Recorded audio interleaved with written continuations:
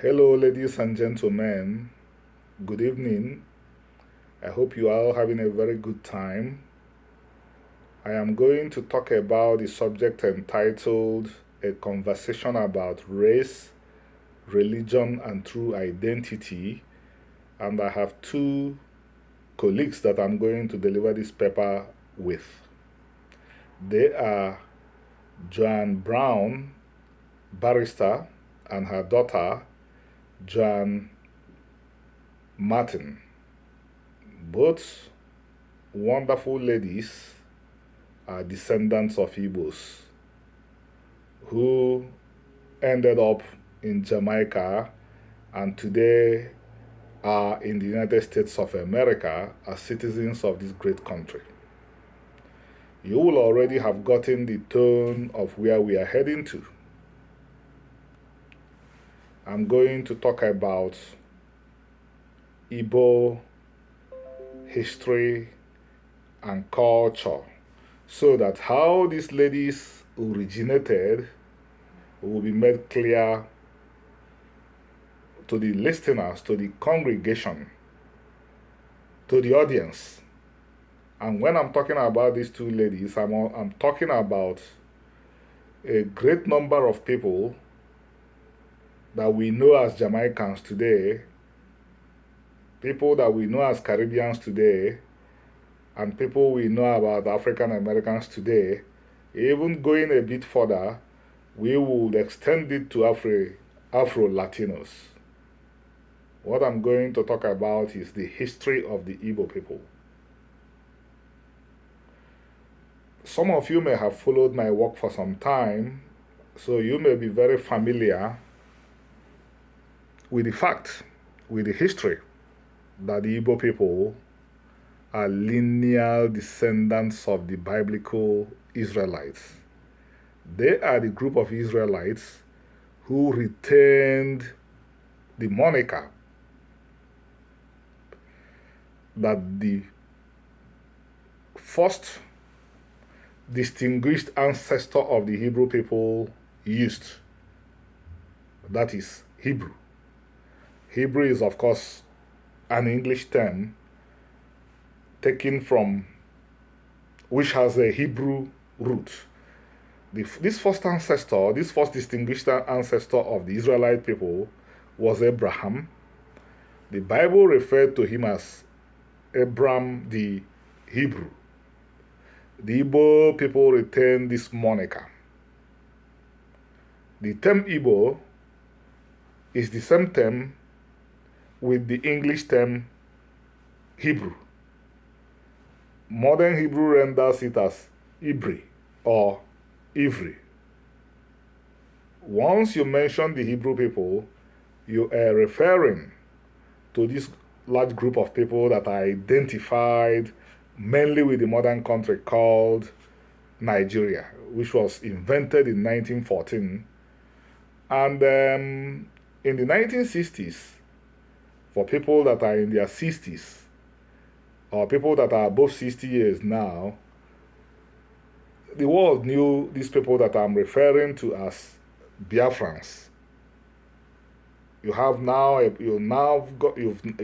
gotten a background of the source of the Israelite source of Joan and Joanna. We will get into Igbo history, how the Igbos ended up in this country called Nigeria, which is what they are usually identified with presently. I do not think it is very necessary for us to go into all the history of Israel, but we will touch a few points. We will touch the meta-narratives. We are all familiar with the sojourn of the Israelites in the land of Egypt. We are also familiar with the experiences of this nation in the land of Egypt. The subjugation, the enslavement, and the redemption which the Almighty God wrought through the hand of the father of the prophets, Moses. Interestingly, One of the things that the Igbo people, the ancestors of Joan and Jana, one of the things they took away from Egypt was Onubu and Otaze. What I just mentioned are the bitter herbs.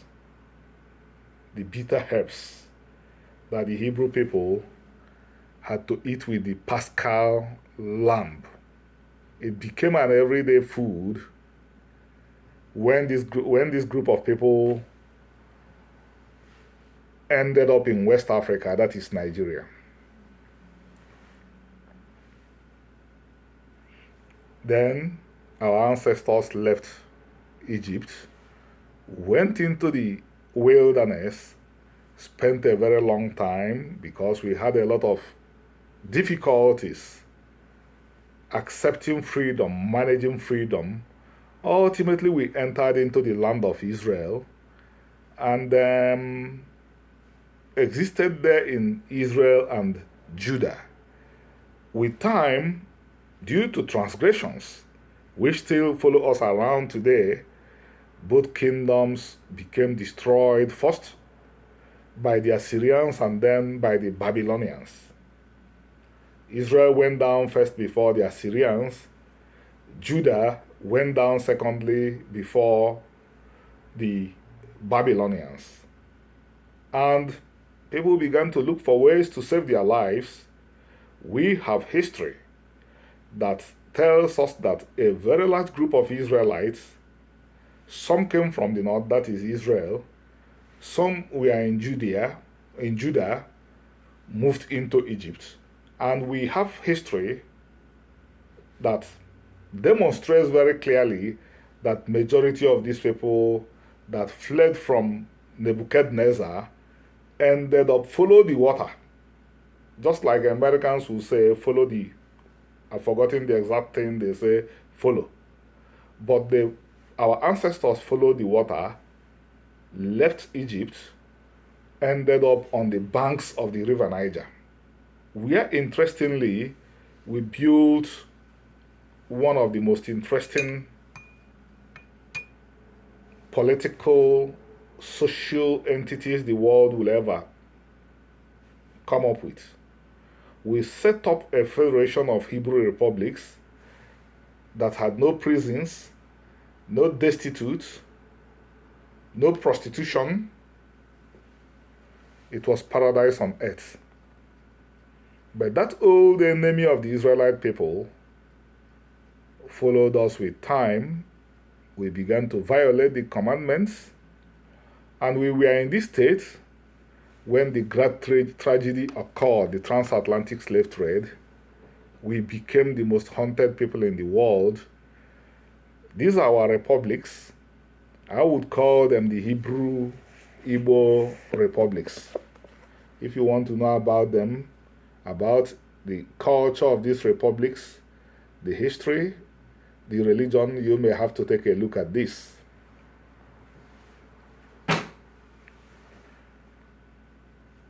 The transatlantic slave trade located us there.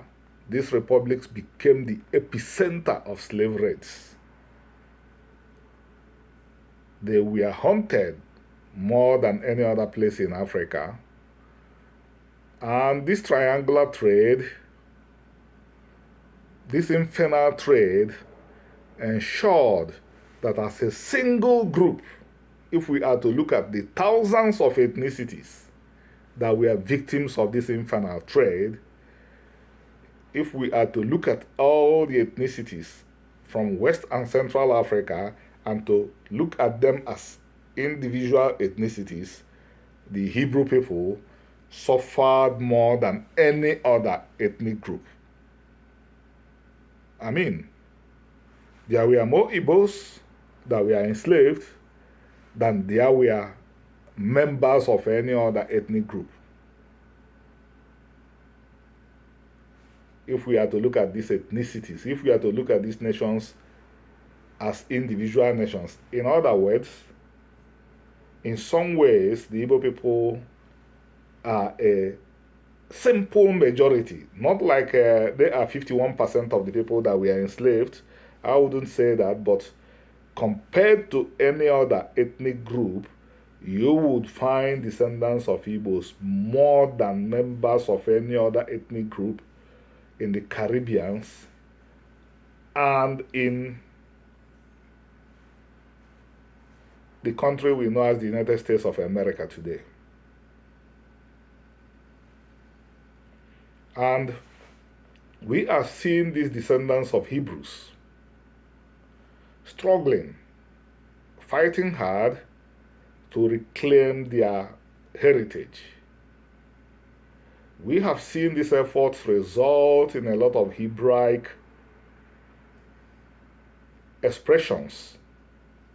I have noted severally that one of the motivations, one of the things that motivated the descendants of,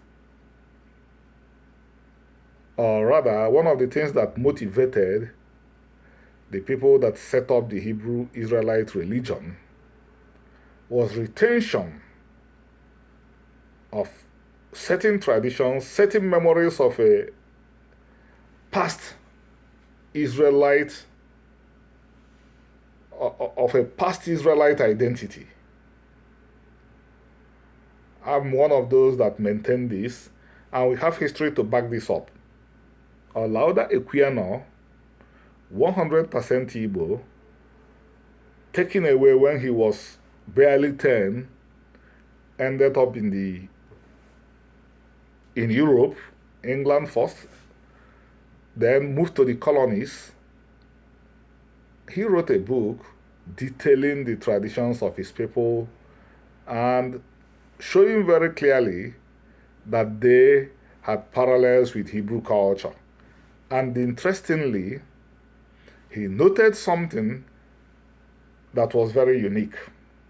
These bitter herbs of Passover that I mentioned at the beginning of this presentation. He said we ate our bitter herbs when the Jews ate them. This shows clearly that this man was coming from an Israelite past. And if Olaudah Equiano had not ended up an Englishman, he could have ended up a Jamaican, he could have ended up an American, because he was in all these places while he was being taken around the world. So what am I saying? What I'm saying is that we have cause to be happy. These people that I listed when I was beginning this presentation are our flesh and blood.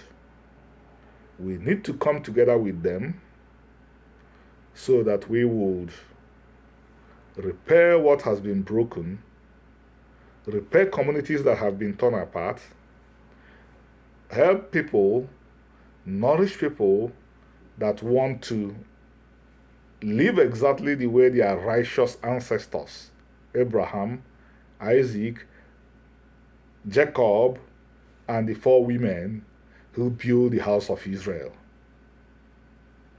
So, I will try to stop here, but I want you to know that I'm always willing to offer more reposts, to offer more information about this subject, and feel free to contact me through Joan and Joanna so that we will continue to explore ways of tightening the bonds that we are already rebuilding. Thank you, and may God bless you.